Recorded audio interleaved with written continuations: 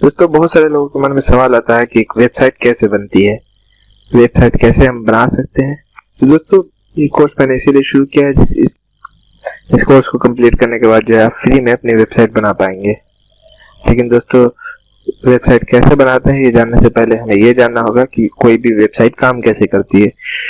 तो दोस्तों मैं आपको सिंपली एक स्लाइड के जरिए समझाने की कोशिश करता हूँ कि एक वेबसाइट काम कैसे करती है।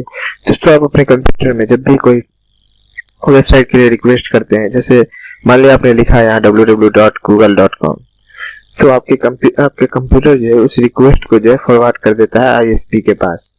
दोस्तों आईएसपी वो कंपनी होती है जो आपको इंटरनेट की सर्विस प्रोवाइड करती है। दोस्तों ये एयरटेल हो सकती है या कोई भी कंपनी हो सकती है, कोई लोकल कंपनी हो सकती है या कोई ब्रॉडबैंड कंपनी हो सकती है, जैसे तिकोना हुआ, जैसे डोकोमो, कुछ भी हो सकती है।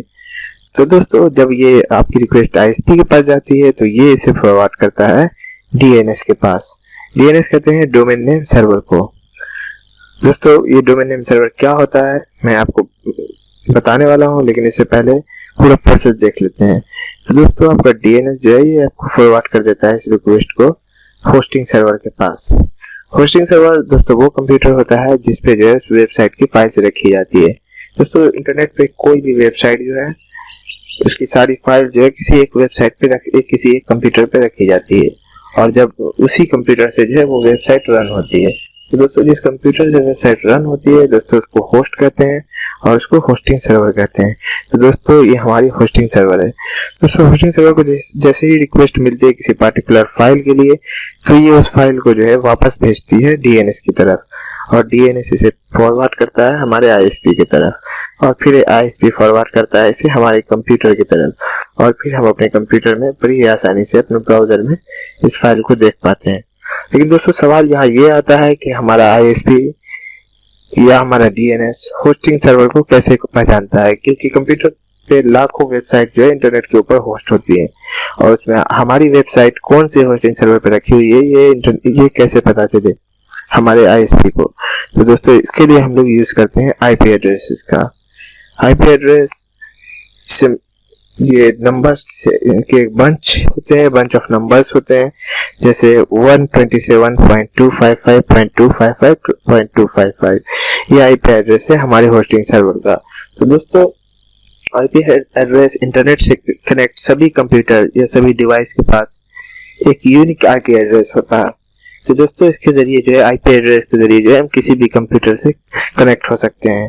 दोस्तों अब मिसाल के तौर पे अगर मैं इस आईपी एड्रेस को टाइप करता हूँ अपने ब्राउजर में तो दोस्तों मैं इस होस्टिंग सर्वर से कनेक्ट हो जाऊंगा। लेकिन दोस्तों यहाँ पे सवाल ये आता है कि इतने सारे आईपी एड्रेस याद रखना हमारे लिए काफी मुश्किल हो जाते हैं, क्योंकि दोस्तों एक दो आईपी एड्रेस की बात हो तो हम याद रख भी सकते हैं, लेकिन दोस्तों जब बात हो सैकड़ों बल्कि हजारों वेबसाइट्स की तो इनकी आईपी एड्रेस हम नहीं याद रख पाते। तो दोस्तों इसके लिए हम लोग यूज करते हैं डीएनएस सर्वर का। दोस्तों डीएनएस सर्वर क्या होता है? डीएनएस सर्वर को हम लोग सिंपल लैंग्वेज में बोलते हैं डोमेन नेम सर्वर। ये क्या करते हैं? ये आपके आईपी एड्रेस को एक सिंपल यूआरएल से जो है ये आपको रिप्लेस कर देते हैं। दोस्तों इन यूआरएल को जो हम लोग कहते हैं डोमेन नेम, जैसे कि example.com, जैसे कि google.com। तो अलग अलग वेबसाइट्स हैं, सबके अलग अलग डोमेन नेम्स हैं। तो दोस्तों जो ही हम इस डोमेन नेम को टाइप करते हैं अपने ब्राउजर में और दबाते हैं इंटर की तो ये डोमेन नेम जो है चला जाता है हमारे आईपी एड्रेस डीएनएस के पास, और डीएनएस जो है अपने डेटाबेस से मैच करता है कि ये डोमेन नेम जो है कौन सी आईपी एड्रेस से कनेक्टेड है। तो हमारे केस में ये डोमेन नेम 128.127.255.255.255 से कनेक्टेड है। तो दोस्तों हमारा जो डीएनएस फॉरवर्ड कर देता है हमारे रिक्वेस्ट को इस आईपी एड्रेस वाले कंप्यूटर की तरफ। दोस्तों अभी हमने देखा कि हम अगर एक वेबसाइट होस्ट करना चाहते हैं तो हमें जरूरत पड़ेगी एक आईएसपी की, एक डीएनएस की और एक होस्टिंग सर्वर की। तो दोस्तों हम एक डोमेन नेम, लेकिन जब हम बात करें डोमेन नेम की और होस्टिंग सर्वर की तो ये जो है हमें फ्री में नहीं मिलते हैं, क्योंकि ये हमसे कुछ मेंटेनेंस चार्ज लेते हैं।